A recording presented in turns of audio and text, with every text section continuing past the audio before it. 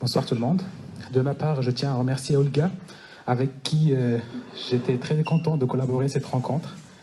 Je tiens aussi à remercier notre cher professeur, M. Hassan Aoulid, qui nous a honorés ce soir à la librairie de Clibert à Strasbourg, d'avoir accepté notre invitation. Moi, je suis Ibrahim Fanzawi, je suis de l'association Coexister Strasbourg. Et c'était un grand plaisir de coordonner cette rencontre très intéressante, dans la mesure où c'est une occasion d'échange, de partage, avec une... je ne vais pas présenter M. Hassan Aoulid, il est évidemment connu pour le présenter, une très grande figure intellectuelle marocaine, un politologue, historien, il a écrit, écrivain, il a écrit beaucoup de livres, quels que soient intellectuels, que romans aussi. Donc nous lui souhaitons le bienvenu parmi nous à Strasbourg. Je tiens à remercier aussi celles et ceux qui ont fait le pas de venir aujourd'hui pour partager avec nous ce moment, et j'aimerais bien que ça sera une rencontre très riche de débats. Juste pour votre information, il y aura une première séquence où je vais essayer de poser certaines questions relatives à notre livre, le livre de M. Hassan Aoulid, Regard sur l'Occident. Et puis après, il y aura bien évidemment un deuxième moment où ça serait plutôt un échange avec le public. Certainement, vous aurez des questions que vous voulez poser à M. Aoulid. Donc, je renouvelle mes remerciements à M. Aoulid d'avoir accepté cette invitation. Et je commence ce soir par une question qui m'apparaît importante. Quand on parle de l'Occident, une précision méthodologique. Qu'est-ce qu'on entend par l'Occident quand vous parlez de l'Occident? Parce que, vous savez, l'Occident a une longue trajectoire historique pour qu'on arrive là. Il y avait certaines ruptures qui commencent à apparaître quand vous parlez de l'Occident. Qu'est-ce que vous entendez de cela? La parole est à vous, M. Aoulid. Bonjour.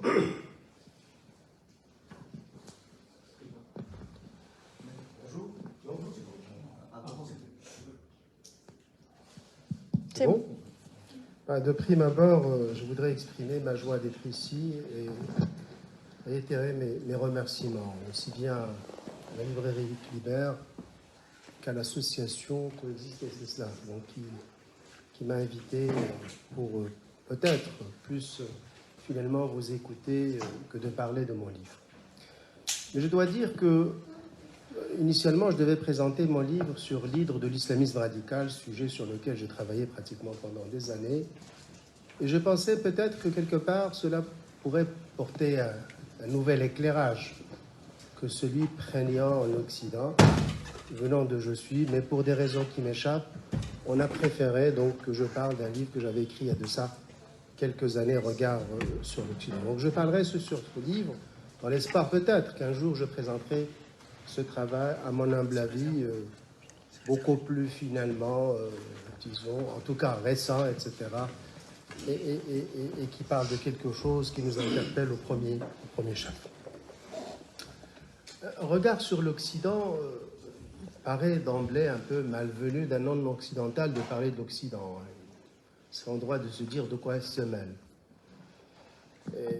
Mais, quelque part, j'ai une certaine légitimité dans la mesure où, pratiquement pendant 4 siècles, l'Occident a fait le monde. C'est un peu, finalement, la locomotive qui a fait le monde, qui a, disons, marqué le monde, et tout ce qui se passe dans l'Occident, donc, finit par pratiquement déteindre sur le monde. Donc, d'une certaine manière, je suis en droit, donc, dans le wagon où je suis, finalement, de me poser la question, qu'est-ce qui se passe, donc, au sein de la locomotive?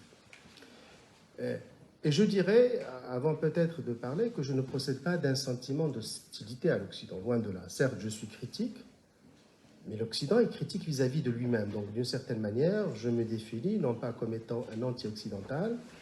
Je considère que l'Occident fait partie de l'aventure humaine, et de ce fait, j'ai en quelque sorte une certaine légitimité de poser certaines questions, justement, à la fois sur les fondements, mais aussi sur le devenir de l'Occident, parce qu'il y va de l'humanité. Il y a de grandes séquences.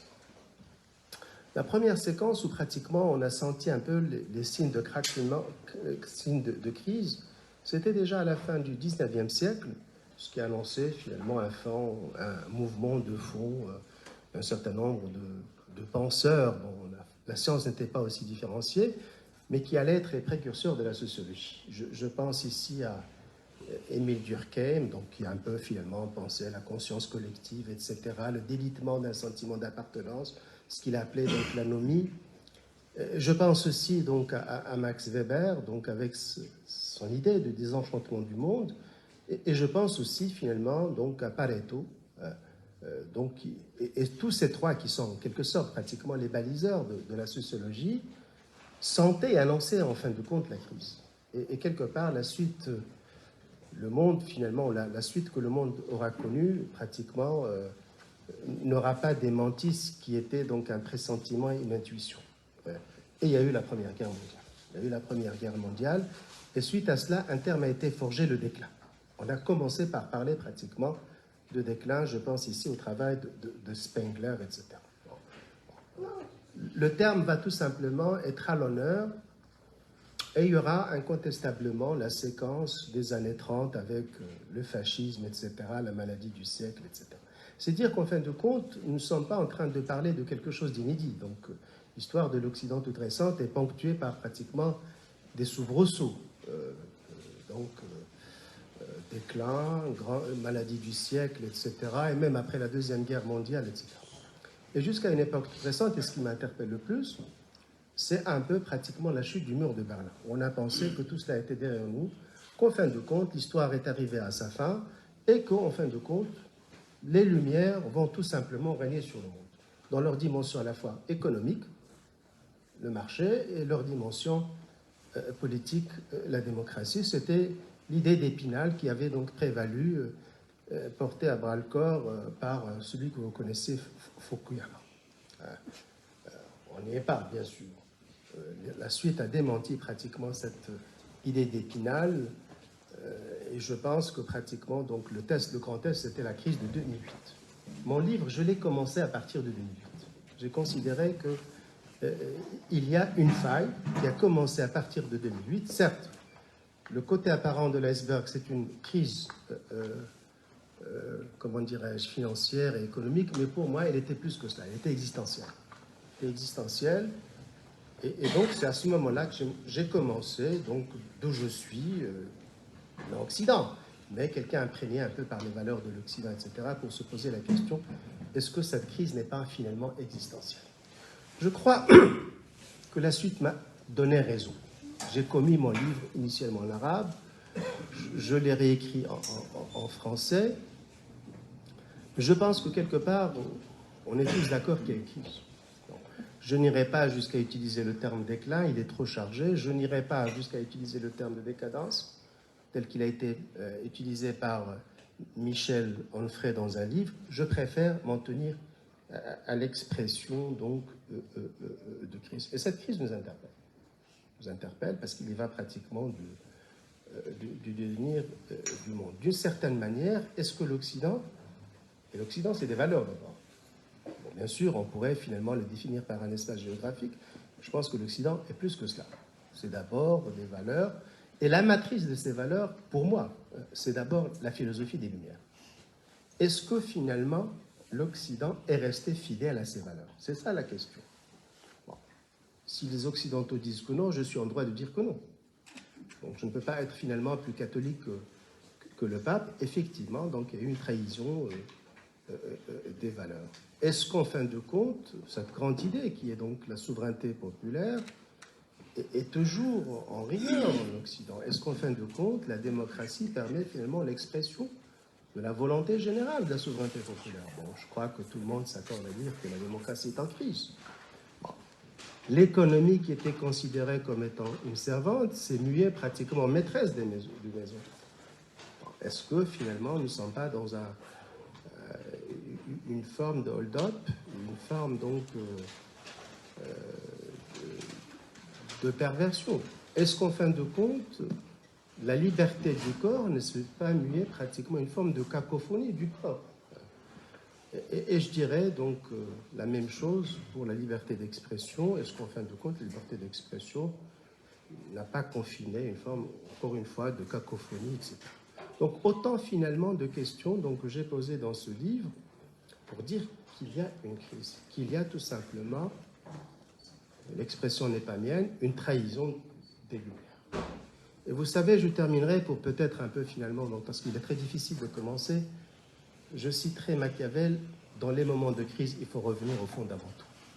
C'est un peu finalement pratiquement le non-dit de mon travail. Il y a une crise, et au lieu finalement d'essayer, soi-disant, de colmater, etc., par un discours numérique, etc., le jargon des chiffres, il est fondamental, à mon humble avis, de revenir aux fondamentaux. Vous m'avez posé une question sur qu'est-ce l'Occident. C'est très difficile, très difficile. Bon, mais on se définit souvent par opposition à l'autre. L'Occident, à un moment, se définit par opposition au communisme. C'était ce qu'on appelait le monde libre par opposition au totalitarisme. Mais il s'est défini aussi à un moment par opposition à l'islamisme. Je pense que quelque part, aujourd'hui, il se définit autrement. Nous sommes dans une nouvelle séquence, après pratiquement l'agression de la Russie contre l'Ukraine. Et là, peut-être, l'autre, ce n'est plus finalement peut-être. Il doit certainement garder une fonction résiduelle, mais l'autre, c'est plutôt, ce n'est plus le monde islamique ou l'islamisme. Voilà.